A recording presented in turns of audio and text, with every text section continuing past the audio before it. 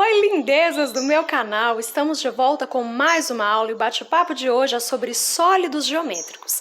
Já tem aqui no canal uma aula sobre esse assunto, mas lá eu gravei destinada para alunos do ensino fundamental. Hoje eu vou conversar com você, estudante do ensino médio, aprofundando um pouquinho mais as relações. Bora para a aula? O que seriam sólidos geométricos? De uma forma bem simples, sólido geométrico é qualquer objeto tridimensional.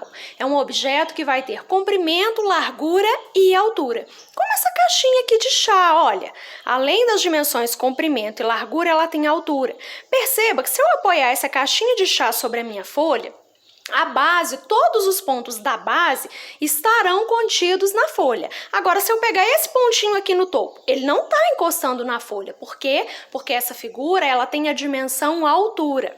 Resumindo, objetos tridimensionais são objetos chamados sólidos geométricos. Os nossos sólidos podem ser classificados como poliedros e não poliedros. O que seria isso? Vamos entender. Os chamados não poliedros ou corpos redondos, que é a mesma designação, eles são sólidos que possuem faces, como o próprio nome está dizendo, arredondadas, superfícies curvas. Então, a gente tem como exemplo de corpos redondos ou não poliedros o cilindro. Aqui no nosso dia a dia, olha, eu peguei essa latinha de milho verde, ela tem um formato cilíndrico. São duas bases circulares e a face lateral é arredondada. A gente tem também como exemplo de corpo redondo um cone. Eu trouxe aqui uma figura montada para que você possa visualizar. Então, o cone a gente encontra no nosso dia a dia naquelas casquinhas de sorvete maravilhosas, o cascão. A gente tem nos chapeuzinhos de festa infantil. A gente vê objetos em formato de cone na sinalização de trânsito. Então, também são objetos que têm uma superfície curva, arredondada. Um outro exemplo, a esfera, né? Quem é que nunca viu uma bolinha? Então, também é exemplo de um corpo redondo. Uma característica importante desses sólidos é que quando eles são colocados num plano ligeiramente inclinado, o que vai acontecer? Eles vão rolar, eles vão deslizar. Essa é uma característica dos corpos redondos. Agora que a gente já entendeu o que eles são e como identificá-los, vamos ver o que são poliedros. Ao contrário dos corpos redondos, os poliedros eles não têm faces arredondadas. As faces são polígonos e quando a gente observa aí o formato, são sempre de linhas retas, tá bom? De segmentos de reta. Então, a nossa caixinha de chá, por exemplo, é um poliedro. Eu posso citar aqui para você, olha, o cubo. Quando a gente observa as faces, eu percebo que todas as faces são polígonos e aqui, olha, os contornos são segmentos de reta, não tem nada que seja arredondado.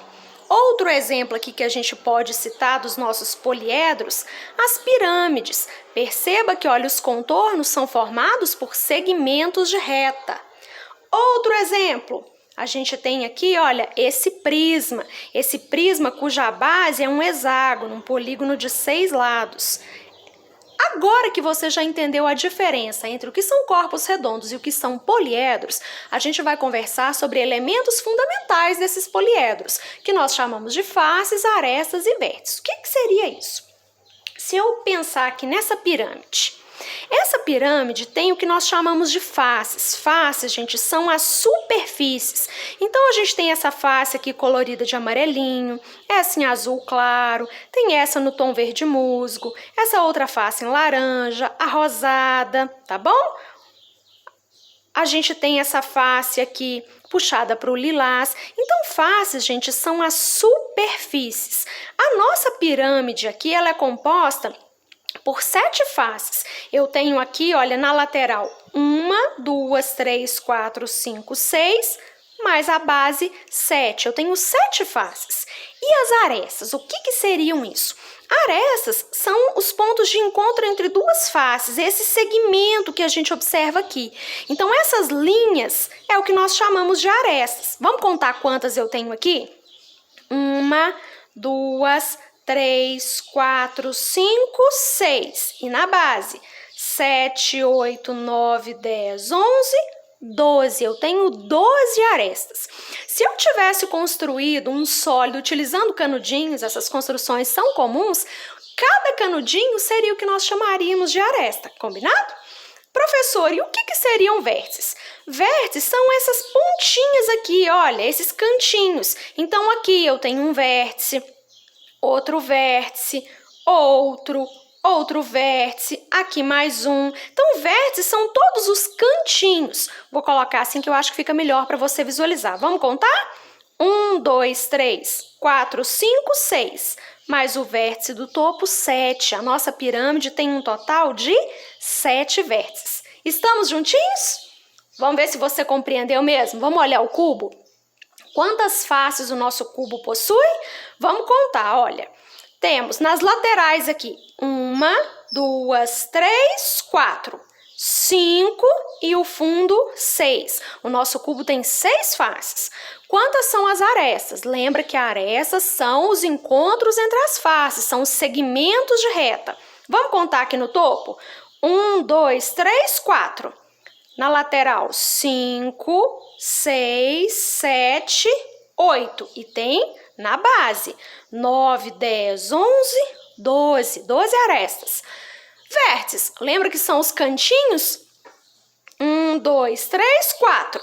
Embaixo também tem 5, 6, 7, 8. O nosso cubo tem 8 vértices. Espero que isso esteja bem claro para você, porque nós vamos seguir com a nossa aula. A gente vai aprender a classificar os poliedros como sendo convexos ou não convexos. O que seria isso? De uma forma simples, um poliedro é convexo quando a gente coloca um pontinho numa face, um outro pontinho numa face diferente e internamente, ou seja, por dentro da minha figura, eu vou unir esses dois pontinhos.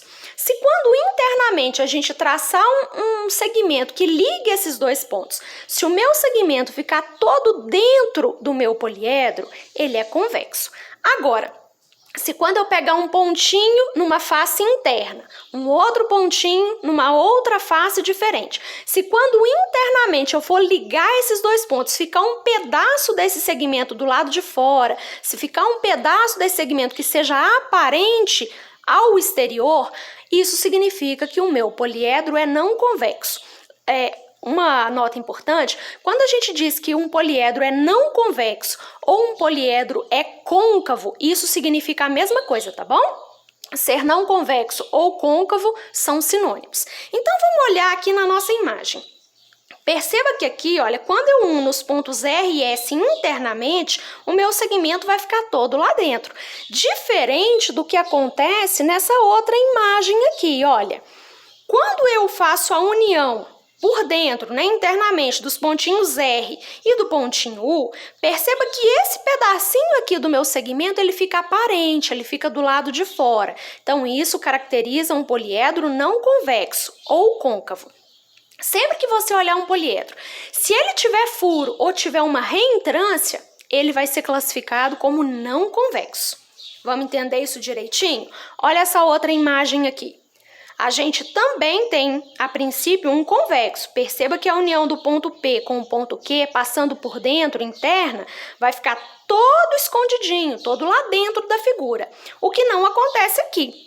A gente tem um poliedro em formato de um degrau de uma escada e eu coloquei aqui um pontinho A e um pontinho D.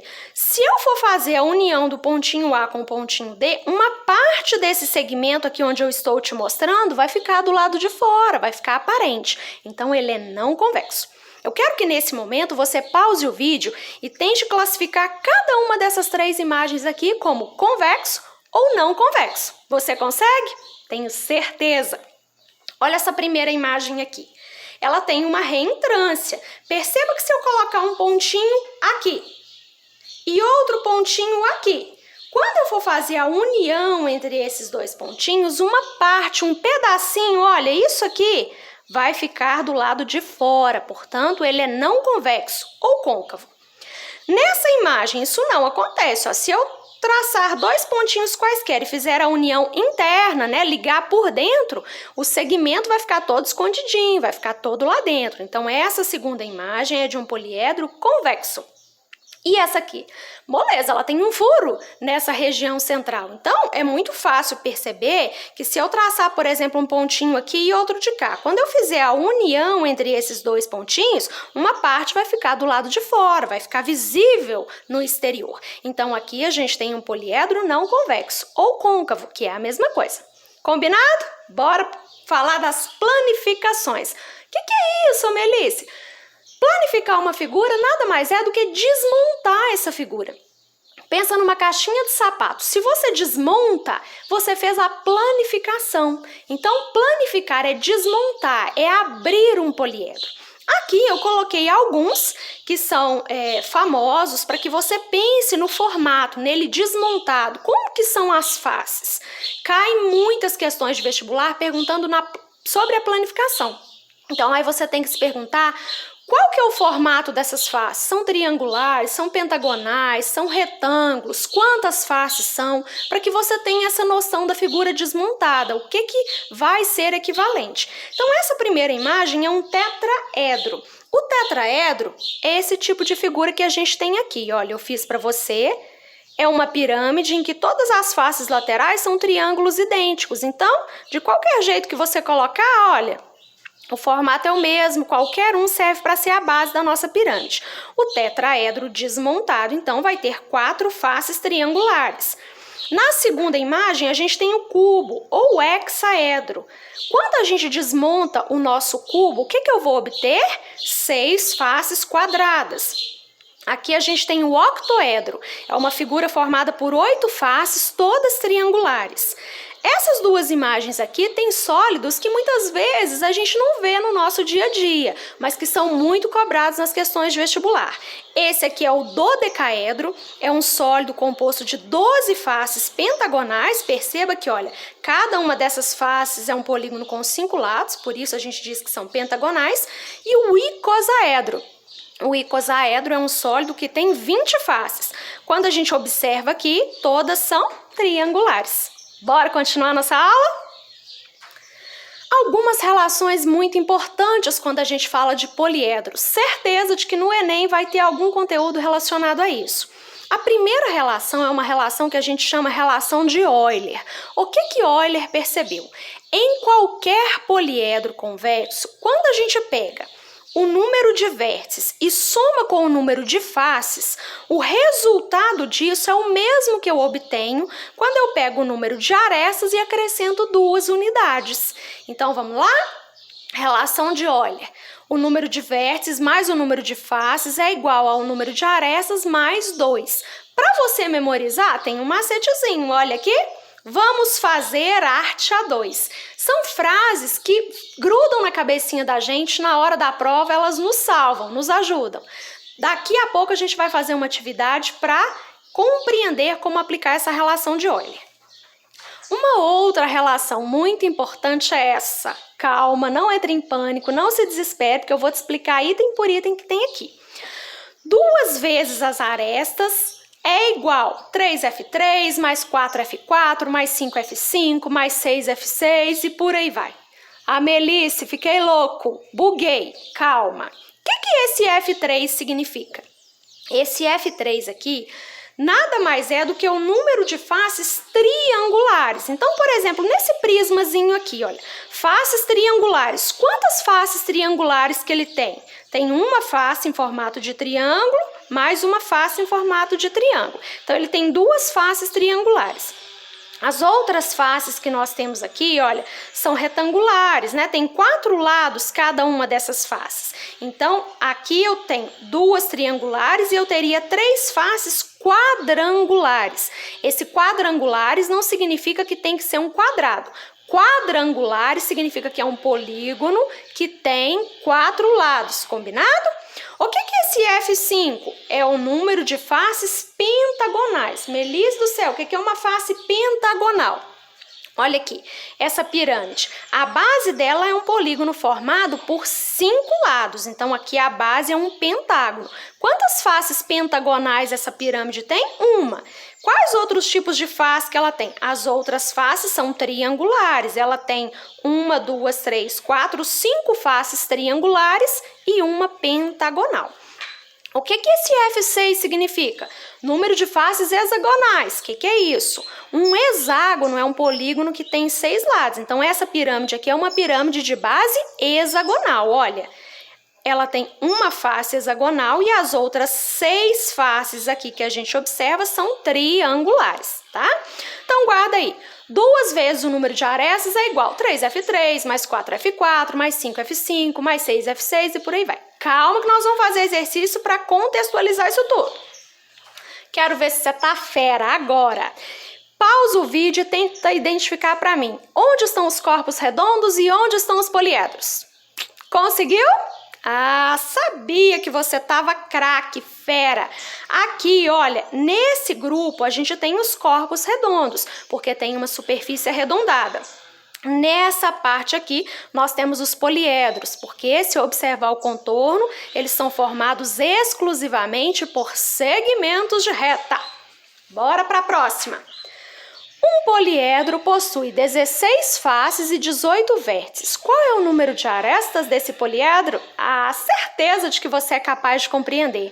Sempre que apareceu a palavra poliedro, tá falando de face, vértices ou arestas, tem que ser automático, tem que brilhar na sua cabeça o quê? Relação de Euler. Vamos fazer arte A2? Coloquei aqui, tá? Vamos colocar aqui à esquerda todos os dados que eu tenho. Um poliedro possui 16 faces, então o F é 16. Ele tem 18 vértices, então meu V vale 18. Qual o número de arestas? Qual o valor da incógnita A? Vamos fazer arte A2? Ok, substituindo os dados. Vértices 16, faces 18, arestas vou descobrir mais 2. Vou resolver essa equação. A minha incógnita vai para o primeiro membro, como eu vou mudar de lado, então ela vai com operação inversa. O 16 também vem com operação inversa, o 18 também. O 2 não, porque ele não mudou de membro. Combinadinho? Resolvida a minha equação, descubro que eu tenho 32 arestas. Moleza essa, né? Vamos para a próxima. Um poliedro convexo possui 2 faces triangulares e 5 faces quadrangulares. Determine na letra A o número de arestas. Nossa, Melissa, começou a complicar o negócio. Vamos organizar aqui então. Um poliedro. Poliedro, o que brilha na sua cabeça? Relação de Euler. Vamos fazer arte A2? Ok. Vamos anotar aqui no cantinho tudo que eu tenho lá no enunciado do problema? Possui 2 faces triangulares. Como é que eu represento faces triangulares? F3, tá? Então, quantas faces triangulares? 2. E 5 faces quadrangulares. Como é que eu represento faces quadrangulares? Com F4. Então, tenho 5 faces quadrangulares. Ok. Se 5 faces têm formato de polígono com 4 lados e 2 faces têm formato triangular, qual o total de faces? 2 mais 5, 7. Ok, tenho 7 faces. Eu sei quantas arestas? Não. Eu sei quantos vértices? Não. Eu só sei relacionado ao número de faces. Por isso, gente, se eu de cara tentar aplicar a relação de Euler, eu não vou conseguir desenvolver, porque eu teria numa mesma equação 2 incógnitas, 2 letrinhas para as quais eu não teria valor. Então, aí, se eu não consigo aplicar a relação de Euler, o que eu vou fazer? Aplicar aquela outra equação de nível hard que eu te ensinei anteriormente. Lembra dela? 2 vezes o número de arestas é igual a 3F3, mais 4F4, mais 5F5, mais 6F6 e por aí vai. Ok, como é que eu vou substituir isso? Estou todo aqui bugado. Vem comigo aqui. 2 vezes o número de arestas é igual a 3 vezes o F3. O F3 é o número de faces triangulares. Quantas faces triangulares? 2. Então, eu vou fazer 3 vezes 2. Beleza. Mais 4 o F4. Mais 4 vezes o F4 é o número de faces quadrangulares. Eu tenho 5 faces quadrangulares. Então, eu vou substituir o meu F4 por 5. Ok, vamos continuar aqui. Mais 5 F5. O F5 é o número de faces o quê? Pentagonais. Eu tenho alguma face pentagonal? Não, então não vou usar isso aqui mais. Dando sequência à fórmula, seria faces hexagonais. Eu tenho? Não. Eu só tenho faces triangulares e quadrangulares. Então, só vou substituir essas informações. O resto a gente desconsidera. Bora aqui então. 3 vezes 2, 6. 4 vezes 5, 20. 6 com mais 20, 26. O 2 que estava multiplicando passa dividindo. Haha, tenho 13 arestas. E agora o número de vértices? Número de vértices, vamos voltar para a nossa relação de Euler. Moleza. Vamos fazer arte a 2? Vértices é o que eu quero saber, não tenho valor para ele. Faces eu tenho 7, lembra? É igual ao número de arestas, 13. Já descobri na questão anterior, na letra anterior. Então, resolvendo essa equação, descubro que são 8 vértices. Moleza, né? Última para a gente finalizar.